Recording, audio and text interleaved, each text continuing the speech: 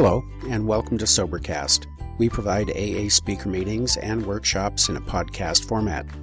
We are an ad-free podcast, and if you enjoy listening, please help us be self-supporting by visiting Sobercast.com, look for the donate link, and drop $1 or $2 into the virtual basket. Also, if you're a member of NA or have friends that are, please tell them about our other podcast, NAPOD. NAPOD features NA speakers and workshops in the same format as Sobercast. We upload a new speaker every day, and it's easy to subscribe by searching for NAPOD, N-A-P-O-D, all one word, on any podcast player app, or go to napod.xyz if you'd like to listen online. Hope you enjoy the podcast and have a great day.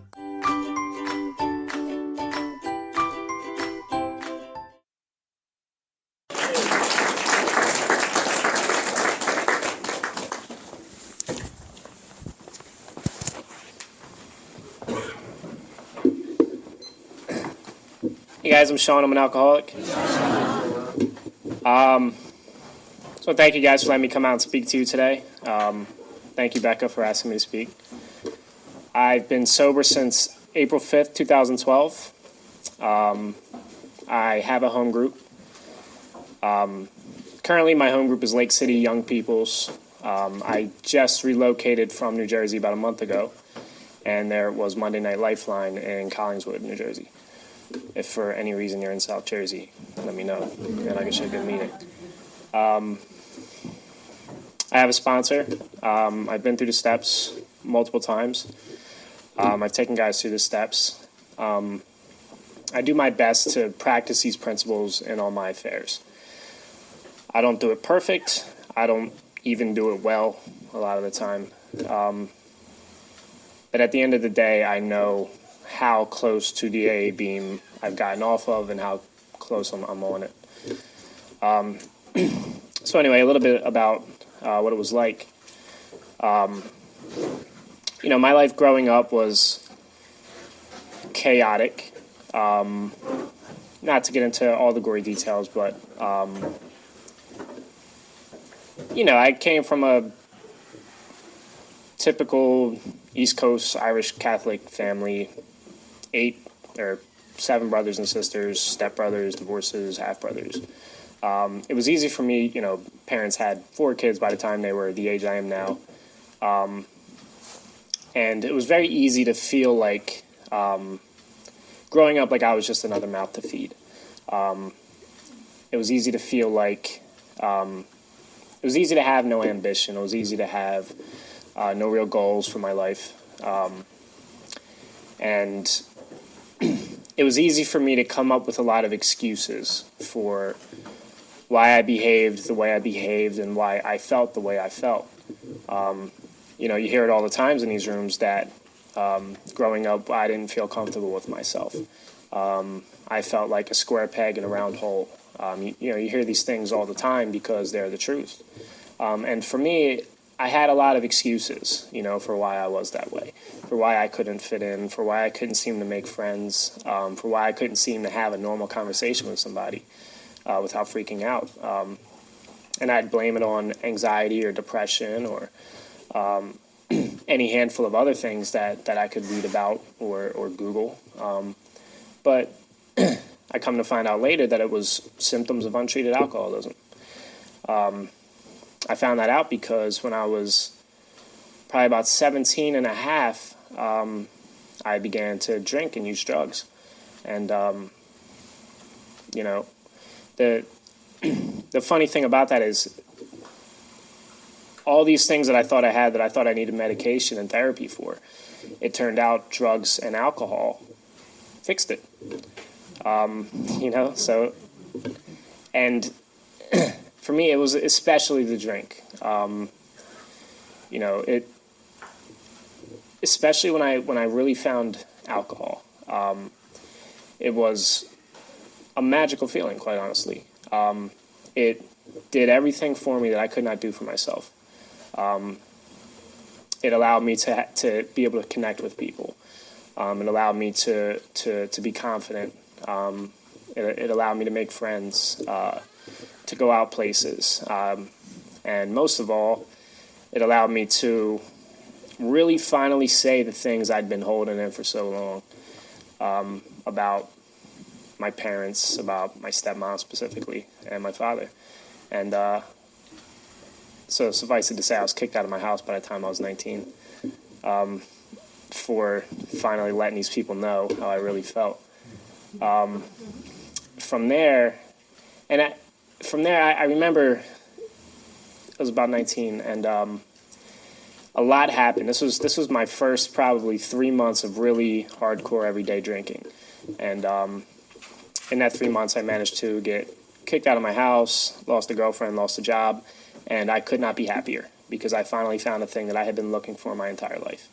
I moved into an apartment. I had no furniture. I had 3 milk crates, an old PlayStation 1 that I could play DVDs on, and an AM FM radio built into an alarm clock. And I slept in a mattress in the closet so that I could sleep till whenever and still have the darkness. And like I said, couldn't be happier. All I needed was my drink, As long as I had that, I knew I was going to be okay. But alcohol turned on me pretty quickly. I know a lot of people get in here young because of really hardcore drugs. With me, it was pretty much just alcohol. By the time I came in here, I was about 23. I had multiple car wrecks, DUI, tons of wreckage. Just on a weekly basis, I was getting into a fight with somebody or cursing somebody out or just doing something generally destructive and getting in trouble and embarrassing myself and being just a mess of a person. I got 12-stepped at my job by another member of AA that we hired, and I did not like this guy at all from the day I met him. He was Canadian and was very quick to tell everybody how much he hated America. Not exactly, but that's how I heard it. And this guy from the interview was like, yeah, I'm a recovering alcoholic and crackhead, and I did $200 worth of crack every day. I'm like, why did you hire this guy? I'm like, that was a poor decision. But they hired him for some reason, and that's why I'm a little iffy about anonymity sometimes, because I would never do that. I'm just not that kind of person to be so open about that. But that was a big part of the reason that I got here. So one day I just kind of walked up to him and I said, hey, I'm thinking about stopping drinking sometime. And he was like, oh, you think you might be an alcoholic? How much do you drink? Oh, that's a lot. And I was lying about how much I drank. And, and he's like, hey, I'm going to a meeting. I'm like, Thursday. I'm like, whoa, this is all happening so fast. He's like, we can meet my sponsor. I'm like, I don't meet your sponsor. I don't know, that sounds, this is getting weird now. And he hands me a big book. And this was about 4 years ago. As of right now, I have about 3.5 years sober. The reason for that is I came with him. I came to that meeting. I met the people, and they were all really nice people, but I just didn't feel like I belonged. I didn't feel like I was really an alcoholic. And I kind of went with the excuse of, hey, I'm just here to see if I'm an alcoholic or not. When really I was just trying to find a reason that I wasn't an alcoholic. And ironically, I used the excuse that everybody I knew had heroin addiction, so therefore I'm not an alcoholic. I don't belong here. And I left. I didn't even leave. I just didn't, the important thing about coming to AA is it's more than just coming to AA. And all I wanted to do was come to AA. I didn't want to get a sponsor. I didn't want to work any steps. I didn't want to pick a home group. I didn't want to pick up a commitment. I didn't want to do anything. I just wanted to come to the meetings. And I lasted about 28 days and relapsed. And continually got 3 days relapsed, 4 days relapsed. I remember the first time I relapsed because I was going to go to a meeting and I overslept and for an 8 p.m. meeting. And I don't know, it's almost like when you try to quit smoking and the next thing you know, you're walking out of a gas station with a pack of cigarettes. It was the same thing with the alcohol. I was walking out of a liquor store with a gallon of Canadian Club and drank almost the entire thing that night.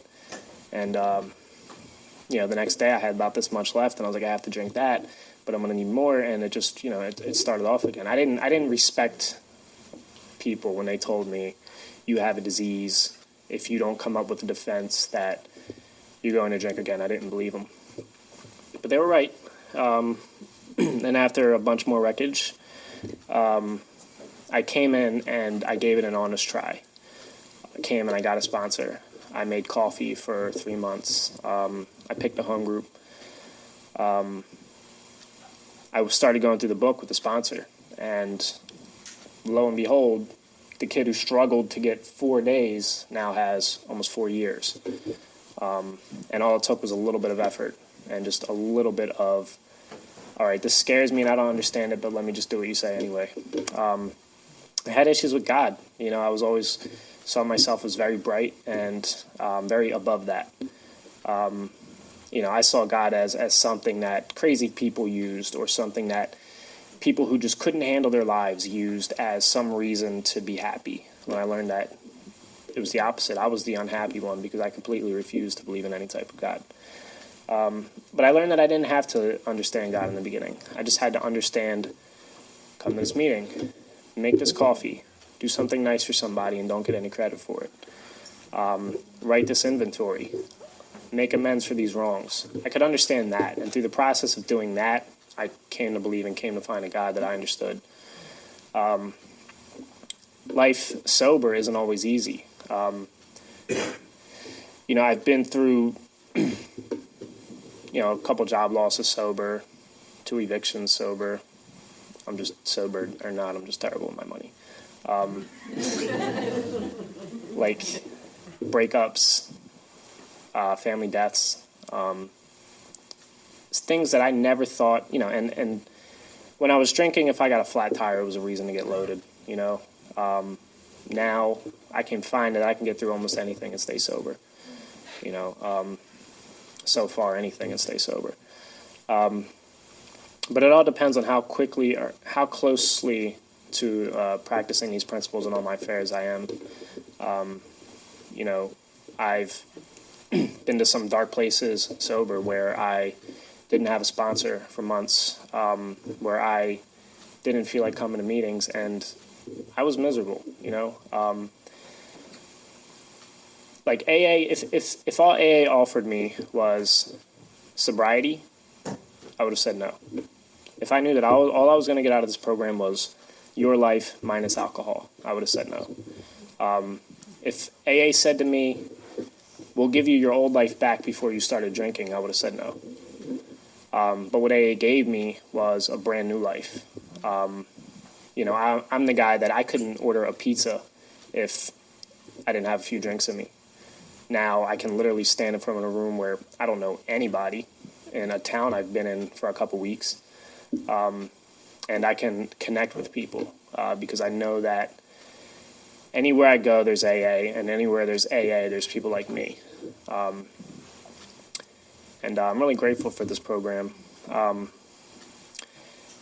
biggest thing I have family out in Seattle, and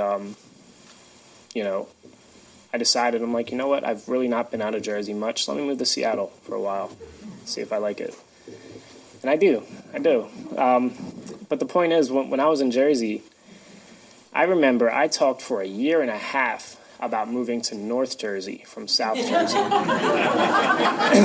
And just could never seem to get it. I was just that guy at the bar, like, yeah, one of these days I'm going to go up there, I'm going to get a job in New York. 90 miles, couldn't do it. And now it's like I have the freedom where I can literally go anywhere I want and do anything I want to do, and I can be okay, and I can be successful. People are like, oh, how are you going to make friends? How are you going to find work? How are you going to get around? I'm like, hey. I'm like, that's always how I've gotten anything in the last couple of years. But I got to do my best to pay it back. I never say no to anything in AA if I can help it. And I think that's something that's really important to me, is to always give back. Where I'm from, we talk about AA thieves. And it's a term I don't necessarily like, but I understand what they're saying. And, it's someone who gets so many great gifts from this program, but doesn't try to put back into the program. And that's something that I don't want to be. my life as an alcoholic was not a good one, or as an active alcoholic was not a good one. It was just incomprehensible demoralization, 5 days a week, it just, and now, like, I'm happy with my life. I'm content, and I'm happy with the person I am today more than anything else. I can look in the mirror and I can be like, you know what, like, you're doing okay. You don't have everything you want, maybe never will, but you know how bad it could be, and you're not there anymore. I've had a lot of close friends die in here. I've had kids I've sponsored die. And it's sad when it happens, but all I can do is treat it as a reminder of that could have been me. But for the grace of God and the people in here, that could have been me. So that's all I got, I guess. Thank you very much for letting me speak.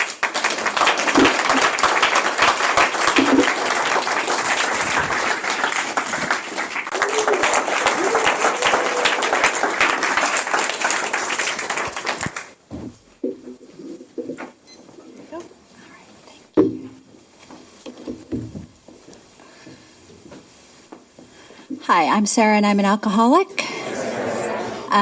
My sobriety birthday is 1/1/97. I have a home group. It's Saturday Women Soul Searchers, and I also call Serenity at Week's End, my home group as well. I have a sponsor that I meet with every other week still, and I sponsor some beautiful women, and I have some amazing women in my life from the AA program. So I'm really, really, really super nervous, and yeah. So I've moved my glasses up, so you're all a bunch of blurs right now. And hopefully that'll be helpful, because that's what I do when I share at my meetings. So, okay, so just a little background. Let's see, I am the oldest of 5 girls, and we're, as far as I know, all 4 of us are alcoholics. I'm the only one in recovery right now. My parents are alcoholics, but I didn't really get to see any of their drinking or partying or anything. That was something that was saved till later at night. And my mother's still an active alcoholic, and I get to love her today because of this program just the way that she is, and I get to appreciate every moment that I get with her. So I guess I'll share a little bit about how I grew up. My earliest memory, I have been terrified of everything, afraid of everyone and everything. My mother, when I was little, would try and put hot sauce or something on my nails so that I wouldn't bite my fingernails, because I was constantly biting my nails, picking my nails, scared of everything, everybody. When I would go out into the world, I was clinging onto my mother so tight. And that never went away. My mom really tried very hard to put me in social groups preschool. It did not get any better. It only got worse. And I could not make friends. When I was younger, every school year, we were constantly changing schools. I believe I was in the 5th grade, and we were there from 5th grade to 8th grade, and that was the first time I ever had friends. And I think I only had 4 of them, and I'm very grateful for those 4. So I went to middle school. It was 5th through 8th grade that I was able to make friends, and then boom, I went to high school. And we were bussed out of our little town into this, I thought it was huge. It was Yakima. I'm from Union Gap. I went to one high school, and everybody from Union Gap went to the other high school. There were 3 of us that went to Eisenhower. And once again, I am terrified, scared, lonely, frightened. I never shared anything that was going on inside of my head with anybody, not even my sister that was my best friend. And when I got to high school, big, huge, giant classrooms. not being able to talk to anybody or share anything, it was really hard for me to learn. So I was bounced back and forth between skills classes and regular classes, excelling in skills and being kicked back into regular ones. So I never felt like I ever fit anywhere. It was like I'd get comfortable and then it was time to leave again.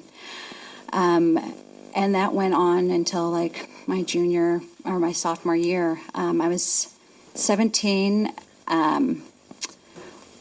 I was 16 when I drank, and I didn't care for it at all. I just said to somebody, it tastes like an old tire. I don't like that. It's gross. And I could take it or leave it. And that was 2 times. But I was getting to start to make friends from the classes that I was in. When I was in my skills class, it was a small group, tiny room, which I still like my AA meetings like that. And I was able to talk a little bit and get a little bit more comfortable with the people in the rooms. And they were partiers. They were stoners. They had the long hair, the rock T-shirts, and I was able to make friends with them. But they liked to party and they liked to drink. And so those were the 2 times I drank with them, did not care for it. And I got involved with a boy. I thought he was cute and he paid attention to me. And I knew that I wanted to escape my home life. My parents weren't horrible. They just weren't present. They pretty much left me alone. I was never asked about schoolwork, if I made friends, nothing. It was just I was there. But I felt like a babysitter because I am the oldest. So I wanted to escape and I wanted to run away. And I had big dreams. I was going to be a photographer or a writer or something that was going to get me away from my home. And I had big ideas, and I worked really hard and did what I could with my schoolwork because I wanted to go away to an amazing school and travel the world. But I met this boy, and in my home, we never said I love you, and we never gave hugs. You just assumed those things were there. So a boy paid attention, and I ran away with him, thinking, okay, this is an escape. His dad was an alcoholic and drug addict, and that was my first experience of people using drugs and drinking in front of me. And it was a very scary experience, so I ran home, and when I got home, I found out I was pregnant. And I had my little girl, and I did not drink during any of that time. And I had this beautiful little girl still. I have a plan. These are the things I'm going to do, even with a child. I'm going to go to college. I'm going to do all these amazing things that I want to do. And then school started, and I met another boy and his best friend, and we were hanging out at his house, and he decided, hey, let's get some beer. And I was like, oh, okay, this sounds fun. And I drank that night, and something was different. I blacked out for the first time ever, but it was the most amazing, beautiful feeling ever. I did not worry about anything. I didn't worry about these people in the room and what they thought about me. I didn't worry about the crazy that was going on in my head. The first time I could breathe. I could just relax. I'd been living in such a knot. I felt like for the first time I could relax. And then, it went really quick. In 2 years, I was at AA. All my drinking quickly went to blackouts. I mean, everybody had to tell me what I was what I was doing. I was being told that I ran away, I jump out of cars. I woke up one morning with my wrists completely bandaged up because I had slit my wrists. I was angry. I was introduced to one of my girlfriend's friends when they opened up an elevator and came down and saw me tackling my boyfriend and punching him in the face and jumping on him. That is what my drinking looks like. I would say horrible things to the people that I care about. And I just wanted that to stop, but I wanted to keep that feeling of not being terrified of anything. And I just couldn't do it. It just was not working for me. Everything that I wanted, I had friends, and I had I felt like I could connect to people, that quickly went away. And I tried AA. I came to AA to appease everybody so that I would be forgiven. And I kept doing it and kept doing it. I could get bits of sobriety or abstinence, but I always went back out. I could not live life on life's terms. I still hadn't, when they say that alcohol is only but a symptom, that was me. Because every time I was dry, I was that same little girl who could not deal with life on life's terms. And when on my last drunk, nothing was different. Every time I drank, I would wake up and still act surprised. Who tore this entire house apart? Why is everything broken? And it was always a mess. And mirrors broken, windows broken, CDs, everything destroyed every single time I drank. And I was a binge drinker, so it happened every single weekend. And the last night I drank, my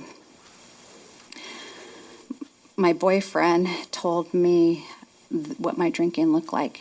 And for the first time in my life, I heard what he had to say. I heard the wreckage that I caused. And I was sitting over a toilet seat just puking out my guts, and I could hear every single word. I could hear the pain and the hurt and the sadness. I could hear what I was doing to my daughter. And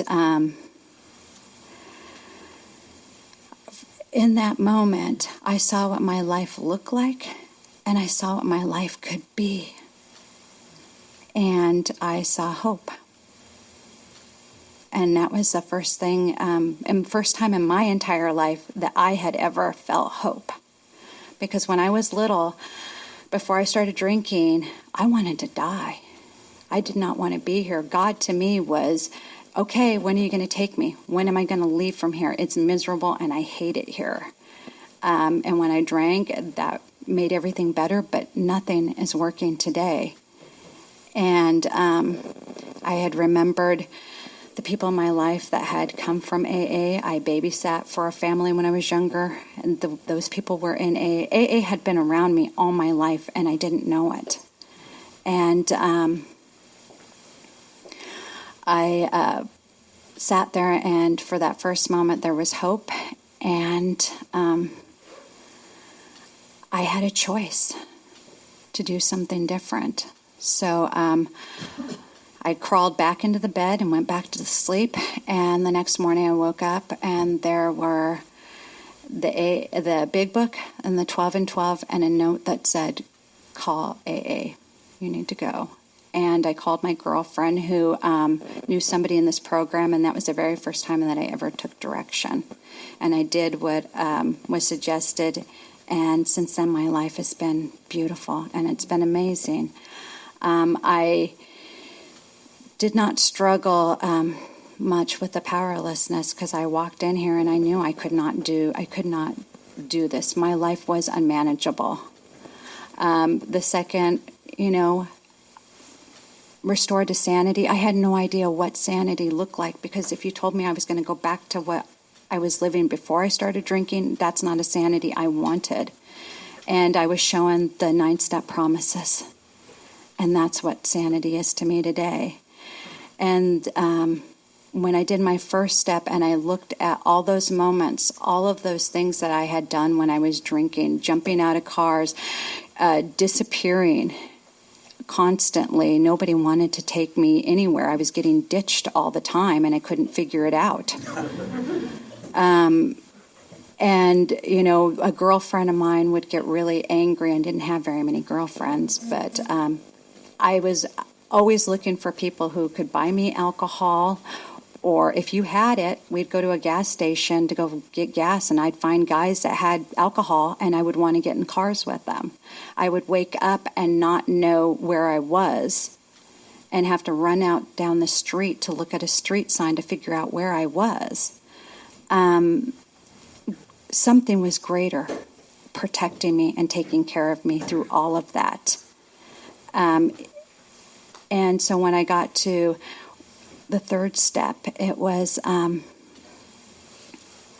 I had an idea, and then I was told that it could be my idea, and that person, to me, my God, is love and compassion and understanding and forgiveness. And that was what my God started out as. And when I got to my fourth step, I found out that I was no longer the victim or the martyr, that I had power in my life. And that was, I can't do anything about you, but I can do something about me. And when I got to 6 and 7, I learned those tools, that I did not have to be so frightened and scared of this world. My current sponsor reminds me of everything that I was always terrified in life happening. It happened, and I made it through, and I made it sober. And when I'm working with these principles in my life, I feel connected to God, and I feel connected to people, and I may have fear or loneliness or sadness, but I have an answer for all of those today. And for me, it was, I went through all of these steps, and life got great, and it got beautiful, and it got big fast. Right away, I got a house, and I got a teaching position because I don't know if it's because of the way I grew up, but I have an understanding of small children and how to work with them. And so for whatever reason, I only made it to classes that had child psychology or child development. So that made sense. That came easy and quick for me. And so I got a house, and I got a job, and I got to go back to school, and all these magical, beautiful things happened. And I started to forget what this program gave me. And I didn't work it. I worked it very minimal. What the minimum was, I would come to a meeting late, and I would leave early, and I didn't sponsor anybody. And I didn't have a home group. I went to meetings, and I thought that was great, and I did the principles the best I could, or I was willing to do at that time. And life was okay. It was better than where I came from. And when my sister, that is 13 months younger than me, she passed away. She went out. She tried to work this program, and she went back out, and she was not able to get back in. She was murdered. That was her night. She went out, she partied, her and her boyfriend got into a fight, and she didn't make it back. And that was the beginning where I started to feel angry at this disease. And I talked with my sponsor just this morning about how that anger kept me from going back out. But I was dry.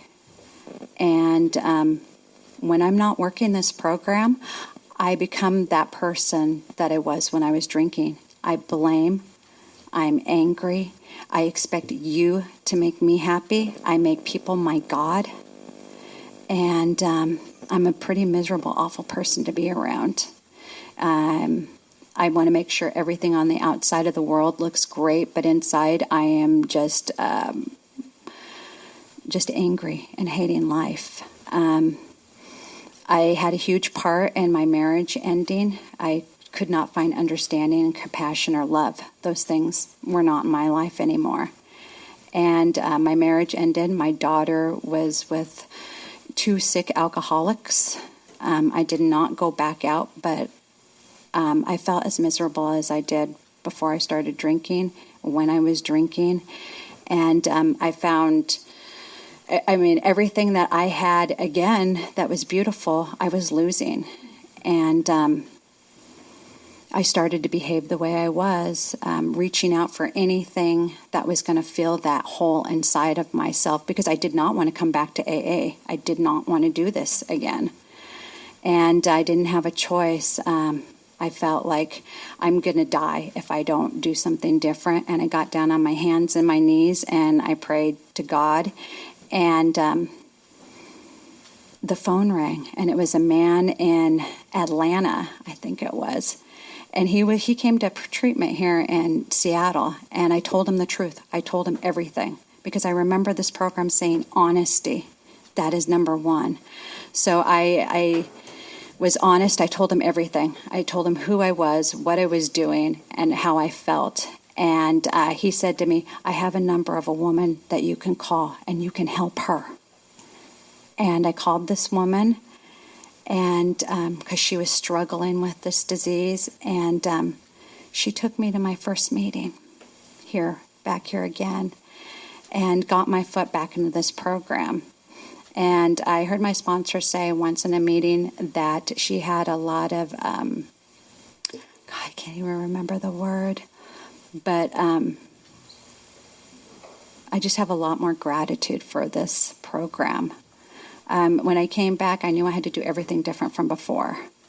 And so I started going to women's meetings because women were never a part of my story. I had maybe 2 or 3 females in my life.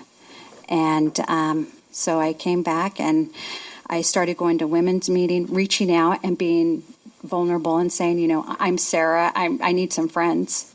And the women in this program are amazing because this one woman said, okay, here's my number, call me. I was willing to do the things that I was asked to do. I was that desperate again.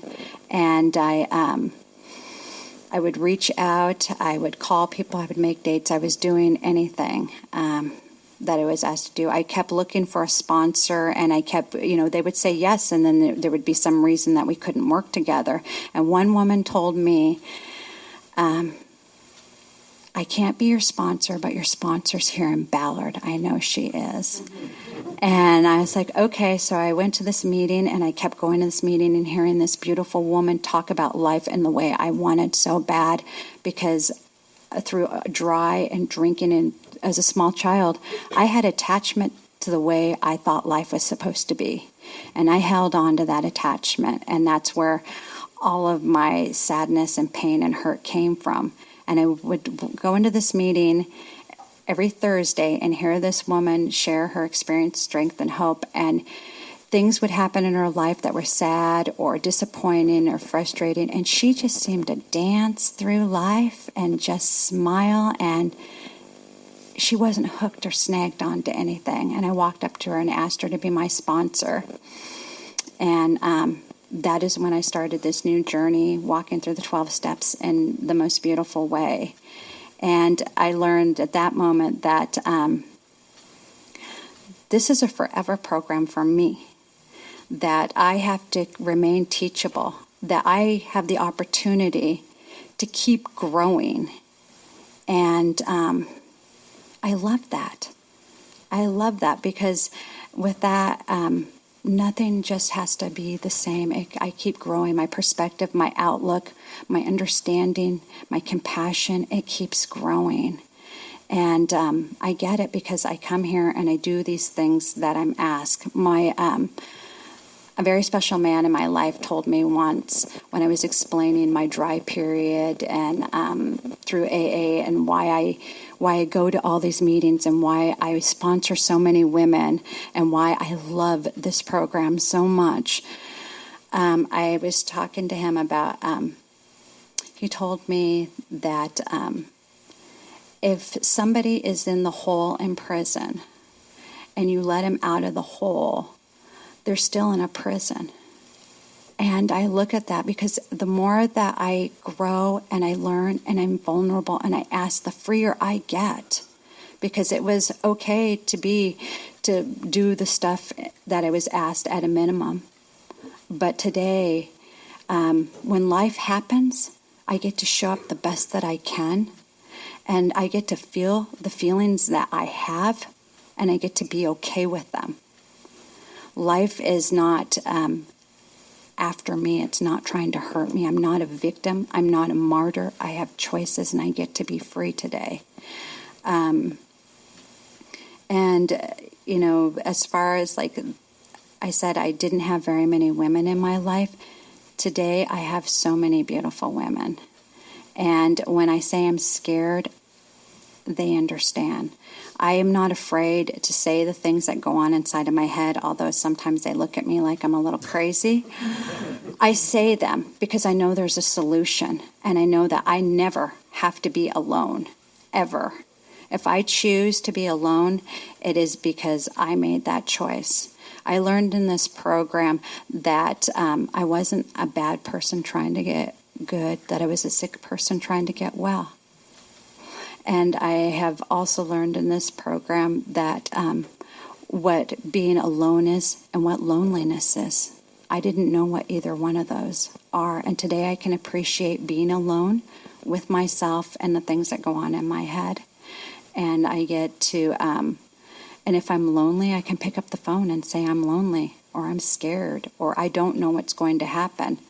And the thing, I don't have a lot of friends outside of this program. When I was dry, I had tons of active alcoholics. But when I can say something like, and there's been times in my sobriety that I felt like God isn't with me, they understand. And when I say things like I'm living in fear, I'm understood. And I have an understanding of others.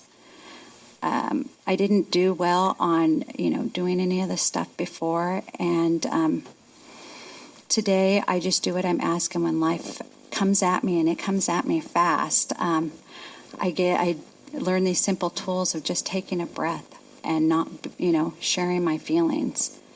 And life's been good. Life is nothing like I imagined it at all. And I'm a great planner, and I'm a list maker. And like I was talking to my sponsor today, the more that I trust my God and I love my God, but I'm not always the fastest to let go of what I'm holding on to. And it has been proven so many times in my life. The gifts that He brings me are so much greater than I imagined. I was holding on to a marriage that was just falling apart and full of sadness, and today I get to have a relationship with beautiful women. I have an amazing partner, and it's not what I had pictured at all. I was expecting at this age to be buying a house in Yakima and hanging out and retiring, and so not it. I had dreams of being rich and famous and singing. I came up here to be a musician. I didn't learn how to sing at all. I was not willing to do those things. So today for me, my biggest dream is to live in the mountains and grow my own food. And my singing career, I sing to little children, and it makes them happy. My life is about what can I do for others instead of what can you do for me. And that's all I have. Thank you.